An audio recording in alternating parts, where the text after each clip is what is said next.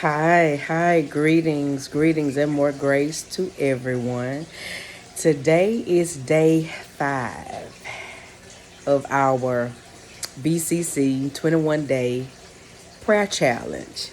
And um, just wanted to come on today and encourage you to keep pushing on this day of grace.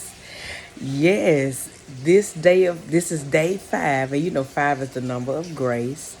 And just want to encourage you to keep pushing through this prayer challenge, because it is indeed not only going to be beneficial to somebody who you're praying for, because remember, we are lifting up uh, someone, something, some place other than things that are concerning us or connected to us. And we are um, devoting and committing time to pray for something, someone, another matter, that's not necessarily, affiliated or connected to us. That's the focus of this prayer challenge. Not saying that you can't pray for yourself, but what I am, urging you to do is, if you do mention yourself to God, cool. I'm not telling you don't pray for yourself, but the focus of this challenge is to literally focus on somebody else, because you literally don't understand the need for the intercessor in this season. For somebody, God, the scripture told us over there in Ezekiel that the Father's looking for somebody to stand in the gap and make up the hedge, rebuild that wall, that disconnect that's allowing so much controversy, so much negativity, so much demonic into an area that has been allowed access, by people. That hedge of protection that God had around his people is literally broken. And because, we've allowed access, because nobody is there keeping that wall, keeping that hedge, keeping that gap filled through prayer. So it's excuse me, it's not to say, don't pray for yourself, but it ain't like you hadn't been praying for yourself. And it's just for 21 days. That we not being selfish, and we not being, me, I. But you are literally going to the Father for someone else. And the reason why he looks for intercessors, y'all, is because God is a spirit. I need to help us remember that. Our Father in heaven, he is a spirit. And spirits cannot do nothing on earth without a body. Yeah, he God. He created the earth. He created man. But he not finna go against his own laws and his own statutes and regulations as it pertains to the spirit realm and the natural realm. He not finna go against it himself. So whatever he does in the earth, he reveals it to, like he said, his servants, the prophets, and he works through these vessels that he placed on earth, these bodies. So that's what he does his work through, is through you. Okay. And so the reason why he needs somebody to stay before him concerning things on this earth, that's to give him access into that matter, into the earth, to take care of that matter. Yeah, he see it, and he looking at it. He trying to see who is gonna let me in to do this thing. So it ain't about, you not being able to pray for yourself. You've been praying for yourself. We just started the challenge on Monday, which was February the 10th.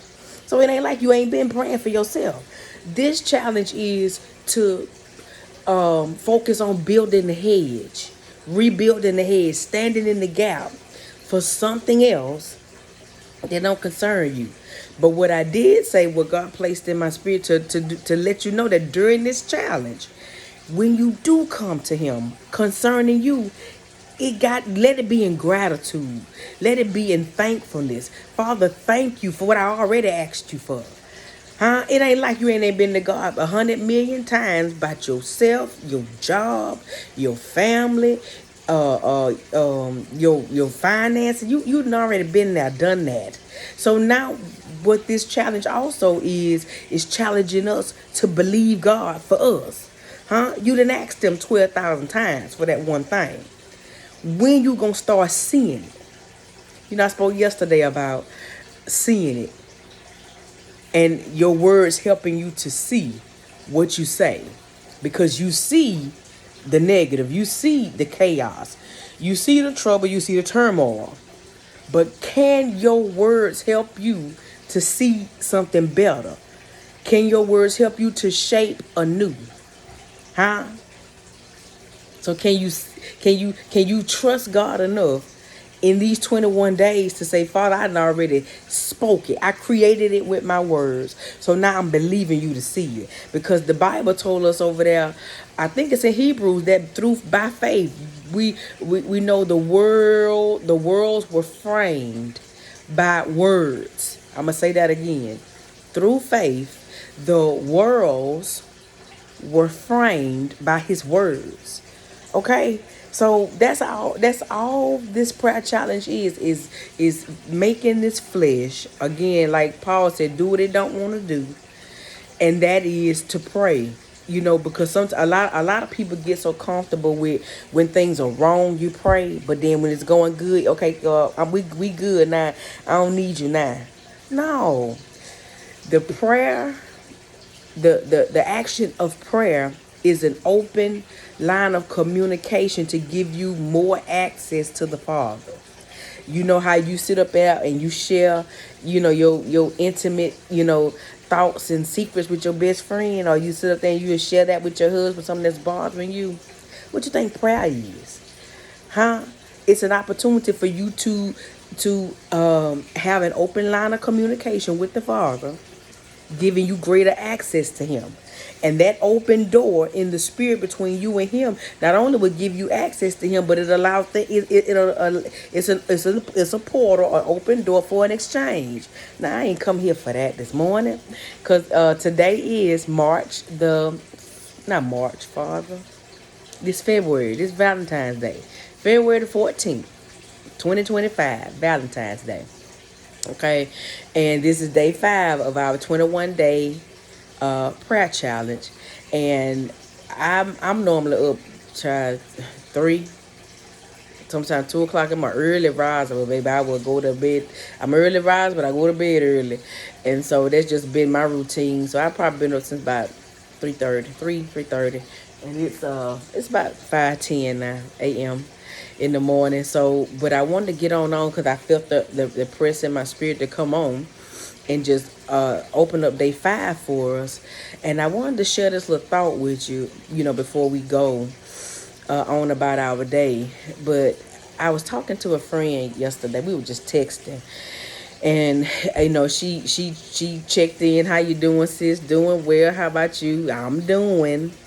And so, every time I hear somebody say that, I always be quick to say, it's better that you're doing than, because you could not be doing, huh? So she was like, you're right. So then she was talking about, she was talking about how she feel like she like taking. She don't feel like she's seeing progress.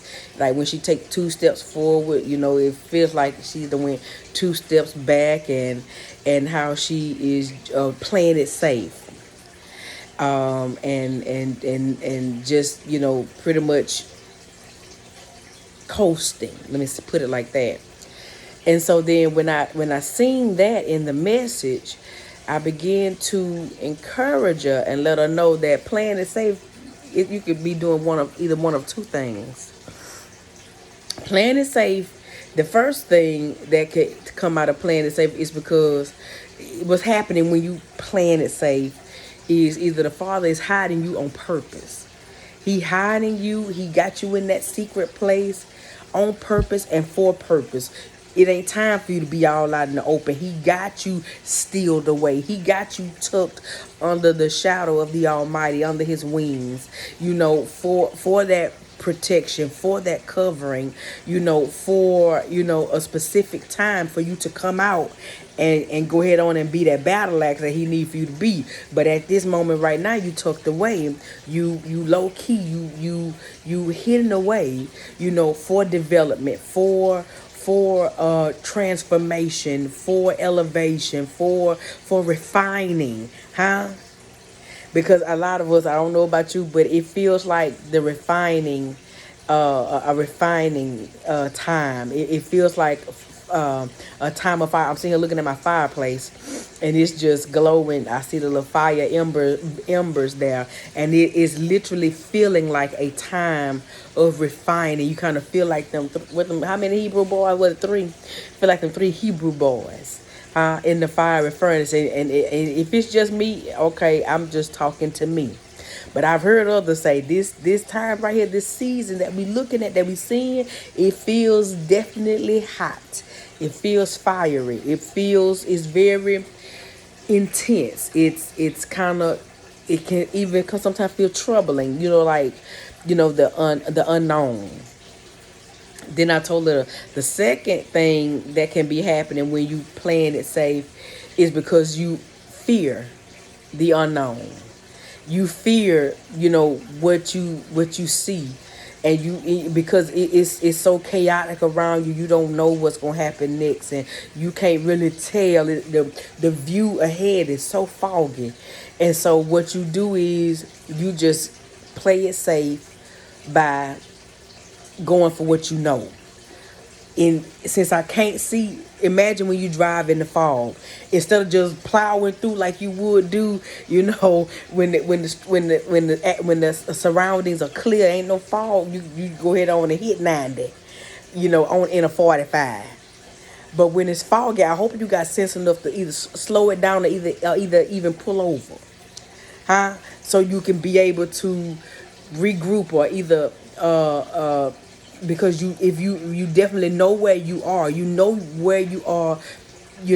physically, you pretty much got an area. Because I'm pretty sure that when you travel down that road, when it's foggy, you done been down that road before. I just don't see you turning down a road in the fog that you ain't never been on before. If it's that foggy, I hope you done took the road that you're familiar with, because you pretty much know, and your headlights are there.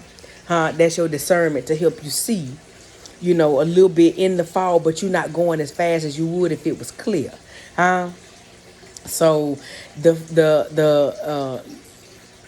the turmoil and in the chaos, it can get fearful, it can get chaotic, it can get, just overwhelming. Okay, and a lot of people seeing that, dealing with that. Of course, what you see going on TV, and some people dealing with these things on, in their everyday surroundings. These new unknowns, these new inconsistencies. Excuse me, the new inconsistencies, and just with everything going on. My husband got a cousin. My husband got a cousin that'll call him with updates from the news when he be there seeing something new, that he go call at my husband and let him, man, do you see what this man did? Do you see what's going on in the government now? That they gonna having a whole conversation about the new situations going on in 2025. It's so funny, but people panicking, people like, oh man, this crazy, we ain't never seen this before. So of course it's overwhelming, of course it's chaotic, of course you these uncertainties and these unknowns can definitely be fearful. So a lot of people just retract, they regress, and they sit up and they play it safe. You know what, I'm gonna just stick right here, on this 9 to 5. I'm not finna go and venture out and do nothing. I just don't see myself, trying to go start that new business, and not right now. I don't see myself going ahead and starting that nonprofit. I don't see it right now. I'm gonna just stick with what right here where I am, and play it safe. But can I tell you, playing it safe shouldn't be a decision that you make. Playing it safe shouldn't be something that you pre-program, because the Bible tells us that the we're gonna always have our plans, huh? And sometimes our plans gonna fail, but it's gonna be always the plan of God that's gonna prevail. It's gonna prosper. That's the thing that's gonna succeed. So when you playing it safe, you pretty much telling God, listen, I got this. You hold off. Let me figure this out. And then I'll come back and check in with you ever so often. Many are the plans of a man, but the plan of the Lord is gonna always prevail. And so playing it safe is pretty much telling God, you hold off, let me handle this, and then I'll come back and check in with you. So what you don't want to do is let the Lord know I don't need you. Because guess what he gonna do? I'm gonna be right here for when you come back. And because you didn't sat him to the side and think you gonna just call him when you in trouble, he gonna sit there and let you let you keep figuring that out until you get back to the point where you down to having to do nothing but trust him. Why get to that point? Why let him have to, bring you were there at that point of trust until you start seeing all the chaos, until you start seeing everything around you, going haywire. And when you start seeing the trouble, then you start backing away. That's the time you need to get even closer to God, because we be thinking that he just gonna come down and swoop down and just make it all okay.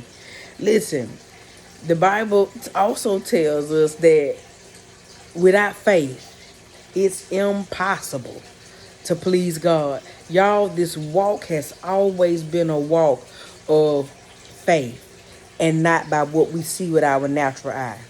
Because our natural eye is messing up a lot of us. And when I say us, I mean his people.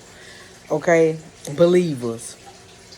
And we slipping because we sitting up meshing and blending, and we collaborating with the world in ways that we ain't got no business collaborating and joining in with the world. Yeah, we are in the world, but we are not of the world. We're not a part of that. When we collaborate, we doing it for kingdom work. When you in the marketplace, you ain't doing it to sit up and blend in. When you in the world, you standing out. You in there, listen to me, you in there for a purpose. And it's not to do what the world do. You different. I tell my son that all the time. Stop trying to blend in. Stop trying to be what you see. Because you're not. You're not going to ever fit in. And I'm telling you that today. You're not going to ever fit in. Huh? So this thing, what you see is going to always be what you see. This natural eye going to always see what's in front of it. But what I'm encouraging you to do is let your words shape your world. Can I say it again for the people in the back? Let your words shape your world. Huh? Your eyes going to see what they see. What's in front of them, that's what it's going to see. But I'm challenging you to let your spirit, open up another set of eyes so you can begin to see what you don't see. What the scripture told us to call those things that be not as though they were. Huh? Now you don't see that house. Now you don't see that business. You can't even, baby, the way these folk going on around up and through here, you can't see nothing clearly. Huh? With your natural eye. But with that spiritual eye, oh, you listen, you see everything, the way the Father wants you to see it. So I want to encourage you today to keep pressing through the fog. Okay? Keep pressing through the calamity. Keep pressing through the uncertainty. Keep pressing through the fear. Of what you, of the unknown. But let me change that. Hold on. So let me, because as natural, in the natural, as human beings, there is gonna be some fears, huh? But fear is not of God. Can I just tell you the truth? Sometimes, so I don't care what they say. Some things are fearful. Some things can have you, you know, fearful. But what I want you to do as it pertains to fear is understand that it is not of God. That's a distraction. That's also a spirit. If you feeling fearful, that's a spirit. Can I tell you? Because the Bible tells us that fear is not of God. So if you fearful, you literally are dealing with a spirit. Oh, I don't, baby, can't nothing overtake me. If you scared of something, guess what? That's a whole spirit. Get your life together and listen to me. Right? You acting like you just invincible. Okay? So you don't have to deal with fear. What you have to do is you have to conquer it. Huh? You let fear know you don't belong here. Huh? So it's gonna happen. I'm gonna tell you. I'm not gonna tell you that it's not. It because of what the enemy is wanting us to see. Fear can come and try to sit there and rest there where you are. But what you do is when you feel it, you let it know. No, you cannot be here because you're not from God. It's an intruder. Huh? It is stranger danger. Okay? And that devil can't stay there. All right, so I'm telling you now, if you scared of somebody, that's a whole spirit you dealing with, and spirits can come if they see that they got a place to rest. Guess what? They call home is. Listen, don't even let it sit there and try to have time to throw a party in your spirit. No, okay. So I'm not telling you that it's not gonna happen, but I am telling you to recognize when you begin to feel fearful that that's a spirit trying to set in, huh? And you let it know, you can't stay here. Okay? So you gonna press through the unknowns, the uncertainties. I'm encouraging you to press through the chaos, press through the all of the distractions that's coming to try to take you off post, to try to take you off course, to try to take you out of character. Try to take you off guard. Stay consistent. Pray. Or have that open line of communication with the Father and let him know, listen, what I'm dealing with, I need for you to help somebody else concerning this. Because didn't I tell you the purpose of this prayer challenge is to lift somebody else up? And let me tell you something. You ain't feeling what you feeling just to sit there and be, just deal with it and be like, and just soak in it. No, you are feeling that so you can lift that up to the Father concerning somebody else. Father, this confusion, this chaos I'm feeling. I need you to deliver your people from what come on here. Father, somebody dealing with this thing. Somebody dealing with a fear of the unknown. Somebody dealing with this health scare that they're not sure what's going to come about. Father, we need for you to come in and be for your people whatever they need for you to be for them. Come on, because it ain't about you. It's about giving God access into the earth so he can do his will and be magnified and be glorified. And guess what? It's going to happen through you. I had to call a we finna go. I'm finna close this out. But I had a coworker yesterday that I had to call and ask something about a process at work, and when I emailed her, and she called me back. And baby, when I tell you that sister sounded like Barry White in a ski resort, that then fell on the ground in the snow. Oh. She just sounded awful. So she told me she was at home with the flu. So she was giving me the answer to the question that I had emailed her. And so not even realizing and recognizing, y'all, that, that she just told me she was sick, had the flu, And I had an opportunity right then to stop and pray for her, but because I was trying to get, things done, I was at work trying to get something accomplished. Oh, I hope you feel better. Okay, thank you, bye. I could have asked that lady, y'all, can I pray for you right quick? Huh? So what I had to end up doing is I went back late, but that was another opportunity for me to pray for somebody else. I didn't even think until I hung the phone up. So it could be that the Lord was just giving me another opportunity to pray concerning her. But I could have did it while she was on the phone, but that was another opportunity that presented itself. Just in case. Can I tell you how strategic God is? Because when you commit yourself to something, the Father is there to help you. So I probably didn't get a chance to pray, throughout the day. But that was an opportunity that when that presented itself, that I called that lady and she said she was sick, that was an opportunity that the Lord gave me to pray, even though I had prayed early that morning. But it was an opportunity, and you're gonna find yourself, encountering some of those moments where the Lord gonna give you an opportunity to be a part of this challenge, huh? And be effective in this challenge, okay? So listen, stay the course. Stay encouraged.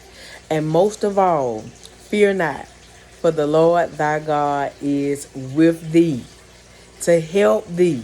That's up in Joshua. You're going to find fear not all the way up and through Joshua.